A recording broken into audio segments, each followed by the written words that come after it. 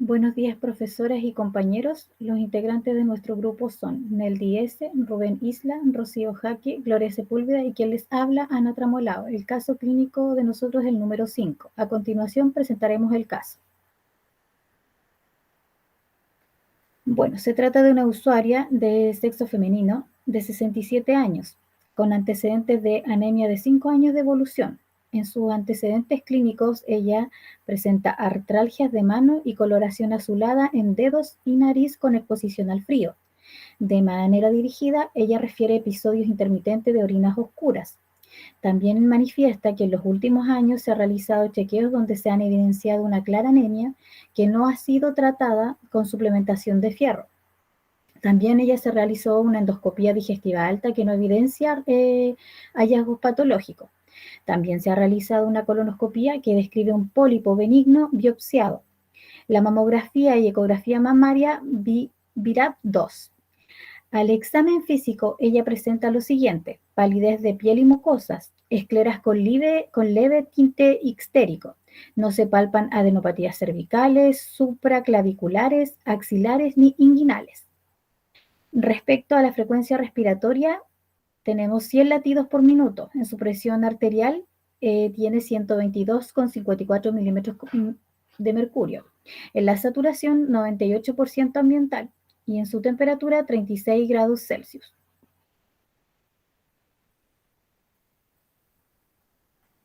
Bueno, acá en la fórmula diferencial vemos que tiene alterados los basiliformes, segmentados y linfocitos. Los linfocitos evidencian una clara infección o un trastorno autoinmune, que lo veremos más adelante. Los segmentados se encuentran disminuidos, por ende sería una neutropenia. Y los basiliformes, hay presencia de basiliformes, ya que estos aparecen cuando se requiere un aumento de neutrófilos en la sangre. Respecto a las características morfológicas, tenemos que los glóbulos rojos presentan anisocitosis y policromasia. La anisocitosis es por la diferencia de tamaño y la policromasia es porque hay una presencia de reticulocitos. Los leucocitos se encuentran normales al frotis, las plaquetas normales al frotis. Los reticulocitos se encuentran aumentados, ya que los valores de referencia para los reticulocitos es entre 0,2 a 1,5%. Y los valores de referencia para el IR es que mayor a 3 indica que la respuesta de la médula ósea está siendo adecuada, la que no es así en nuestra usuaria. Con respecto al hemograma, tenemos que en el informe no se presentan los glóbulos rojos, pero de acuerdo a la sospecha que nosotros tenemos es que se encontrarían bajo o dentro de los valores de referencia. Respecto al hematocrito, se encuentra bajo del valor de referencia. La hemoglobina presenta claramente una anemia, como lo manifestaba ella. Los leucocitos y las plaquetas IBCM se encuentran dentro de los valores de referencia. No así la HCM, CHCM, que se encuentran bajo los valores de referencia. La AD y VHS se encuentran sobre los valores de referencia. La aptoglobina, creatinina están bajo los valores de referencia. LDH, bilirrubina total y directa están sobre los valores de referencia. Y bueno, la LDH y la bilirrubina indirecta elevada más una aptoglobina disminuida es signo de hemólisis. Mediante la prueba de Coombs se determina qué tipo de anemia hemolítica es.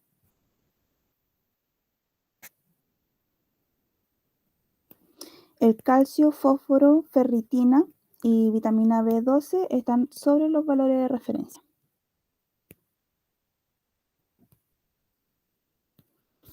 Según la acrocianosis y la marcada positividad de C3D en el test de Coombs directo, se sospecha de una anemia hemolítica por anticuerpos fríos.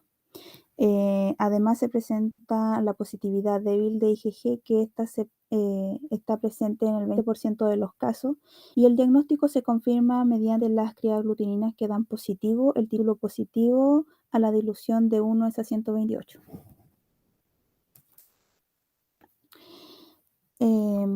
Bueno, este tipo de anemia se presenta entre un 24 y un 90% con sintomatología como puede ser la acrocianosis o un Raynaud severo. Mayormente afecta a mujeres, por lo general en la séptima década de vida.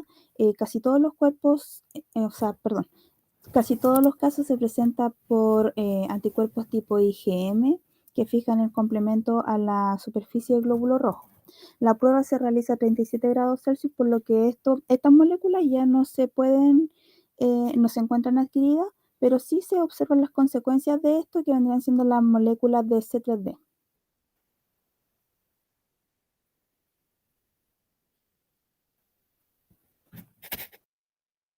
En cuanto a la BCM, tenemos que se encontraba dentro de los valores normal, por lo tanto es una anemia de tipo normocítica, la cual se da tanto en enfermedades crónicas como en las anemias crónicas, donde se presentan reticulocitos altos, dentro de los cuales tenemos la LDH elevada, la bilirrubina indirecta elevada y la aptoglobina baja.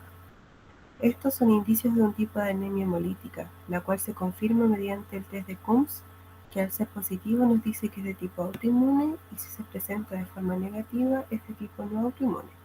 También se debe tener en cuenta que los reticulocitos altos también nos dan un indicio de un historial de sangrado agudo, el cual puede ser posterior a una hemorragia. Dentro de los criterios diagnósticos de las anemias por triaglutininas, tenemos la hemólisis crónica, dada por las enzimas mencionadas anteriormente, el TCD poliespecífico con IgG o C3D y complemento, que puede ser de una cruz a más. El TCD con C3D de 2 cruces, un título de triaglutininas mayor a 64 a 4 grados Celsius, y también una presencia o no de una enfermedad infecciosa. Dentro de estos criterios también tenemos que comentar que el TCD puede ser por un IgG débil o de una cruz, y se debe mantener el suero separado de la muestra. Para esto la muestra debe estar a 37 grados Celsius hasta separar el suero. Y de las pruebas confirmatorias tenemos el IgM monoclonal en suero, raramente se presenta de tipo IgG o IgA, y también realizar una prueba de inmunofijación es de no banda visible. Dentro de la etiología y epidemiología tenemos que se constituye entre un 16 y un 32% de las anemias de tipo autoinmune, con mayor frecuencia en los ancianos mayores de 65 años.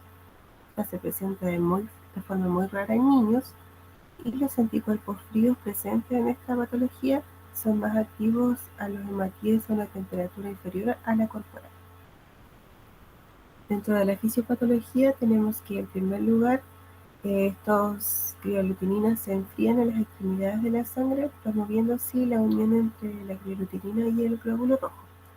Luego se inicia la vía clásica del complemento, donde se activa el C4 y el C2 y se genera el C3 convertasa, formando el C3b.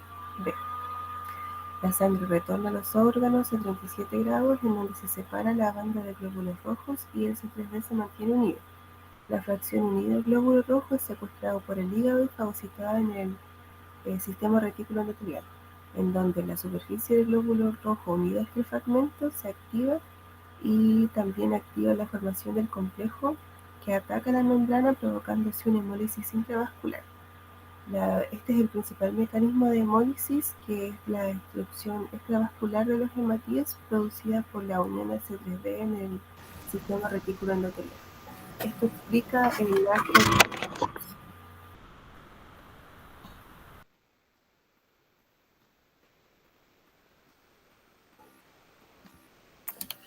Bueno, y en cuanto al manejo no farmacológico de esta enfermedad, podemos decir que se recomienda evitar la exposición al frío, principalmente la cara y extremidades. Esto alivia los síntomas y previene las crisis de hemólisis. También se puede realizar transfusiones de sangre compatible y productos sanguíneos con escaso contenido de plasma para evitar aportar complementos. En cuanto al manejo farmacológico o tratamiento de soporte, se recomienda la administración de ácido fólico. Sin embargo, el tratamiento de elección se hace con rituximab, el cual ha probado ser efectivo y seguro en comparación a tratamientos previos. Sin embargo, cuenta con una respuesta terapéutica de entre el 45 al 58% de los casos, la mayoría con remisión parcial. con un ligero aumento de hemoglobina y reducción del IgM.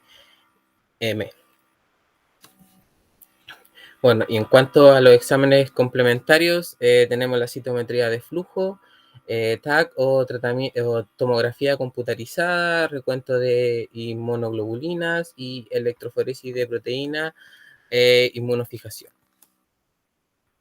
Bueno, y en cuanto a las fases analíticas, podemos encontrar la fase preanalítica, que va desde la recolección de la muestra al procesamiento de esta, luego la fase analítica, que abarca la realización de la prueba analítica y el registro de los resultados, y finalmente la fase posanalítica, que incluye el informe de los resultados y el desecho o archivo de la muestra.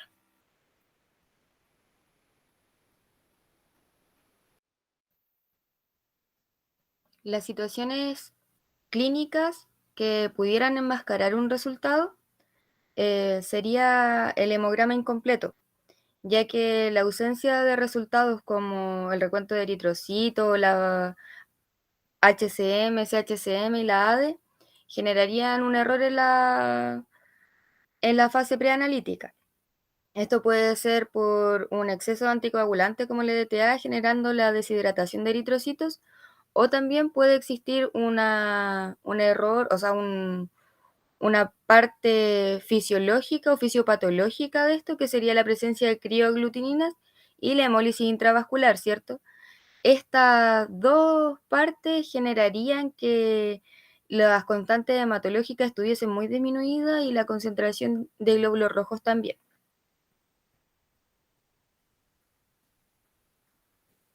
Las acciones o medidas que implementaríamos para evitar estos errores sería crear un plan de implementación de mejora continua, ¿cierto? Analizar bien los errores de cada fase, de la fase preanalítica, analítica y posanalítica, realizando acciones apropiadas para planear, implementar, monitorear y mejorar procesos.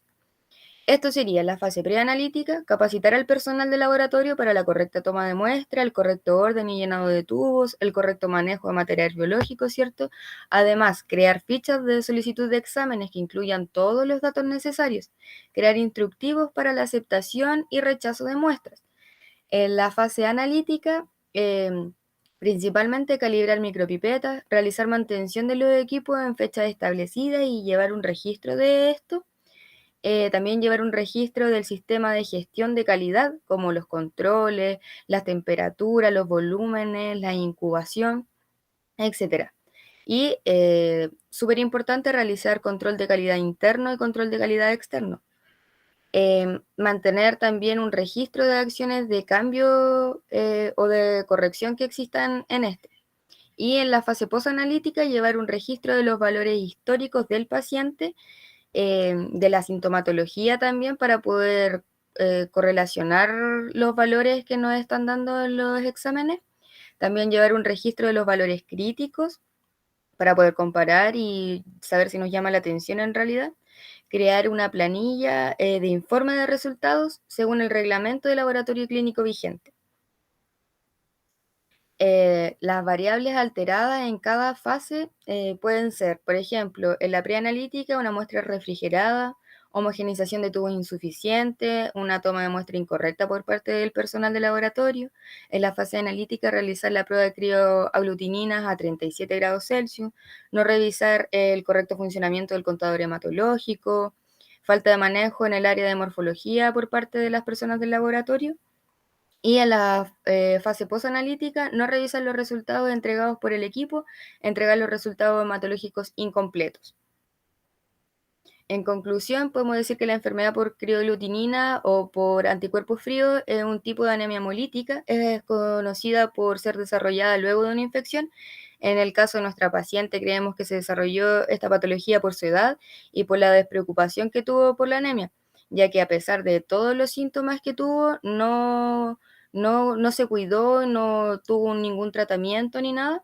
Tuvo que esperar a realmente llegar a los extremos, como tener astralgia en las manos, coloración azulada en los dedos y nariz, y el resto de síntomas que tenía, y solo por esas complicaciones fue a control médico. Bueno, entonces nuestro rol como tecnólogo médico es velar por el control de estas patologías, mayormente en los adultos mayores, pues estos Estos presentan complicaciones propias de la edad y sumado a esta patología, el no seguir el tratamiento podría complicarse más aún su salud. Junto con lo anterior, también el rol del tecnólogo médico es velar por un correcto proceso diagnóstico. Esto es de suma importancia, establecer los lineamientos técnicos, estandarización y normalización de cada uno de los procesos realizados por el personal para que así las prestaciones realizadas estén acorde y a la altura de un profesional de laboratorio y no poner en riesgo la salud y el bienestar de las personas que acuden a este. La bibliografía. El mapa conceptual que resume el caso es una mujer de 67 años que se acerca al hospital clínico con antecedentes clínicos de atalgia de manos, coloración azulada en dedos y nariz y anemia. También presenta una orina de tipo oscura. En las pruebas bioquímicas tenemos la aptoglobina, la LDH y la creatinina disminuidas y la bilirrubina total y directa aumentada. Dentro de los otros exámenes tenemos el TCD con 3 cruces, el anti-C3D con 4 cruces y el anti-IgG con 1 cruz. Las crioglutininas presentan 3 cruces y una dilución positiva para 1C28. En el examen físico presentaba palidez de piel, mucosas y escleras con un leve tinte ictérico. Nuestro diagnóstico fue anemia hemolítica autoinmune por anticuerpos fríos, que presenta una etiología principalmente en ancianos y un tratamiento con ácido fólico o rituximab. El manejo de la enfermedad principalmente es el manejo del frío y el control de esta para disminuir la sintomatología. Y en las variables analíticas de este caso, principalmente fue la falta de datos en el hemograma.